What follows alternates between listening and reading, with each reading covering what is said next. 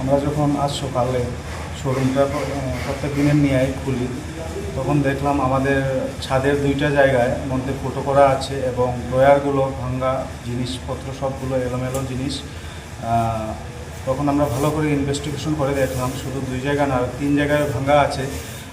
চোরটা ঢুকেছে সিসিটিভি রুমের মধ্যে দিয়ে, ঢুকেই প্রথমত সিসিটিভিটা ক্যামেরাগুলো অফ করেছে। তাও আমরা ধরতে পেরেছি শনিবার রাত নাগাদ 2:42 নাগাদ চুরিটা হয়েছে, কারণ সেই সময় অবধি আমাদের রেকর্ডেড সিসিটিভি ফুটেজ আছে। তার সঙ্গে যে ড্রয়ারগুলো ভেঙেছে, কিছু কেস ছিল সামনে শোরুমে এবং স্পেয়ার্সেও, সেগুলো তো নেই। তৎসঙ্গে অনেকগুলো ব্যাটারি এবং তার সঙ্গে যেমন প্রচুর পার্টস, স্পেয়ার্স পার্টস, আমাদের মেন যে স্পেয়ার্স পার্টস, ওই জিনিসগুলো নিয়ে গেছে। পুলিশ কি এসছে আপনাদের? হ্যাঁ, আমরা যখনই সকালে এই জিনিসগুলো দেখেছি সঙ্গে সঙ্গে পুলিশকে রিপোর্ট করেছি।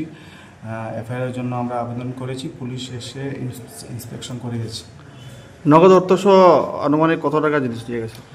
নগদ অর্থ তেমন ছিল না, কিন্তু আমরা স্পেয়ার্স পার্টস অনুমান করছি 10 থেকে 12 লক্ষ টাকা মিনিমাম নিয়ে গেছে। এবং আমরা এখনও লিস্টগুলো আমরা যা যা স্টক ছিল আমরা যাচাই করে দেখছি, হয়তো বেশি হতো। আপনার নাম এবং ডেজিগনেশন? আমার নাম অভিজিৎ নাথ, আমি এই শোরুমের ম্যানেজার।